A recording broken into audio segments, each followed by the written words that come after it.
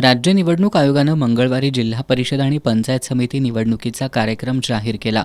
त्या अनुषंगानं जिल्हाधिकारी अमोल येडगे यांनी आज सर्व जिल्हास्तरीय आणि तालुकास्तरीय विभाग प्रमुखांची व्हिडिओ कॉन्फरन्सिंगद्वारे बैठक घेतली. निवडणूक प्रक्रिया पारदर्शक व्हावी यासाठी प्रत्येक निवडणूक निर्णय अधिकारी स्तरावर प्रत्येकी 3 स्थिर तपासणी पथकं तात्काळ सक्रिय करण्याचे आदेश जिल्हाधिकाऱ्यांनी दिलेत.